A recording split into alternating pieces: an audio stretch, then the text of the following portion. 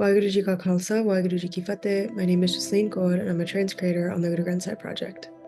We're excited to announce the release of Guru Nanak Sahib's Thiti. A couple of background points about this composition. So Thith refers to a date or a fortnight depending on context. And this Shabad, as you might remember from previous compositions that have Thiti in the title, is set in the paradigm of moon-based calendars and the practice of astrologers or fortune tellers using the calendar and the phases of the moon to dictate what particular days someone ought to be doing certain things. So this practice is still quite prevalent in South Asia and globally, and this largely dictates the strategies of lenders, spiritualists, politicians, everyday people, and results in a kind of transactional understanding of spirituality. So Guru Nanak Sahib, throughout this composition, takes those existing paradigms and systems of understanding and ritual and transaction and turns them on their head to simplify things for the common person. So on top of that, I think it's important to mention that this composition is revealed in the rag or musical mode of Bilaval. And Bilaval is a rag of auspiciousness. Again, this idea of auspiciousness comes up, happiness and accomplishment, and a kind of determination to do certain things. So in the context of the Guru Granth Sahib, compositions revealed in this rag center around a kind of happiness experience through union with the divine that results in that kind of ecstasy or joy or bliss that people seek. So I thought I would just focus on the first composition because this is a composition that has one Rahau line and 20 pauris. And so you'll see even in the commentary that the Rahau line gets repeated because it's where the Guru is asking us to pause and reflect. And in the Rahau line, the Guru says, Kya jap japo bin jagadise, gur ke sabad mahal kar dise, Rahau. So the translation of this is, which recitation may I recite other than the Naam of Jagdish? Through the Shabad of the Guru, the mansion, the abode of Jagdish becomes visible. So there's a few things to discuss here, right? Because there's a lot of native terms. So here Guru Nanak, through the seeker's voice, is asking what else we can engage in other than the Naam, the identification with IkOankar, with the One. And the name or attribute that's invoked here is Jagdish, which is the owner of the world. So the Guru is asking, what can we even involve ourselves in or engage ourselves in other than sort of remembrance and identification and praise of the One, the owner of the world?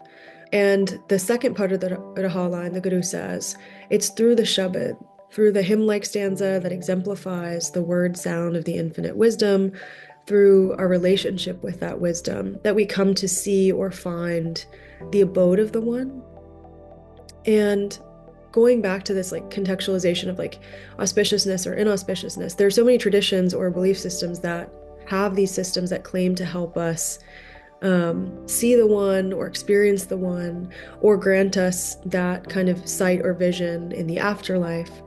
And so when we talk about the abode of IkOankar, what we're maybe a better way to say that is okay, where is IkOankar present? And we know that in the Sikh paradigm, the understanding is that the One is present everywhere. So the abode of IkOankar actually becomes everywhere, in all places.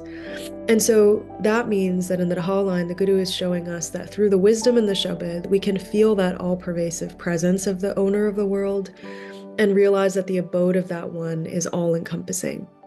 So it's through the wisdom that is in the Shabad, through a relationship with the Shabad, that we feel or live in the presence of the One.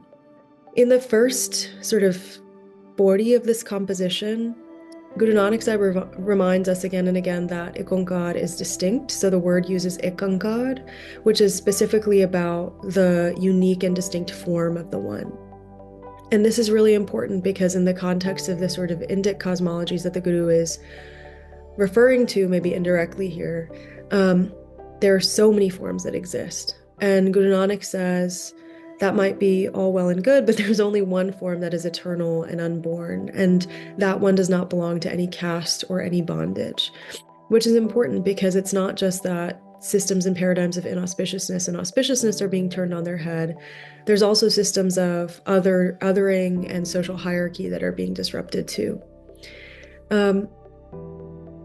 I think that it's also important to understand that the Guru's sort of modus operandi here, the MO of the Guru, is not to condemn systems of thought or paradigms that already exist. So there's many references to different schools of thought, different practices, different understandings of the world, different ways that human beings have tried to understand the world, presented in various forms.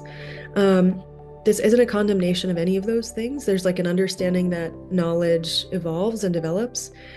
And then there's also an urging towards a simpler understanding of the unicity and all that multiplicity, of the like deep oneness of all things.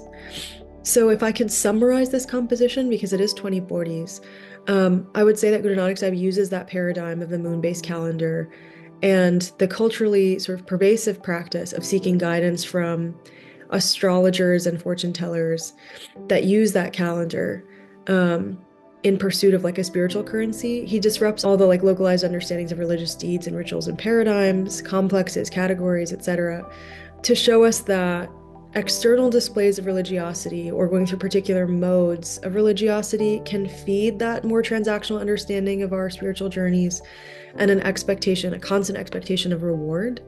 And when we're too entangled in those things, our lenses become quite small, our perspectives become quite small, and we tend to engage in hypocrisy and pretense. We like pretend that we're spiritual at particular times, but we don't do the like internal work of changing our behavior and our understanding in the long run.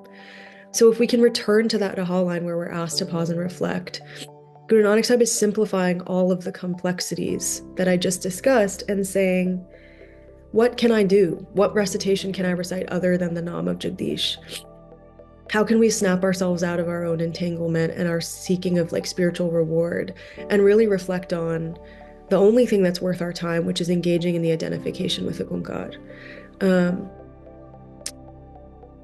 Who can we identify other than Jagdish, the owner of the world? We're shown this throughout the composition, and we're shown that it's through the Shabad, through the wisdom, through the relationship that we have with the Guru, and through grace that we can come to experience that all-pervasive presence of the One and really reach the kind of like quote-unquote exalted state that we seek no matter what paradigms we're operating within, the kind of freedom from fear and suffering that we all hope to experience. So the question then becomes, will we walk this path that is actually not so complex, but is in a way scarier because it doesn't have that system of rewards that feel really like tangible, and free ourselves from our own hypocrisy, our own pretense?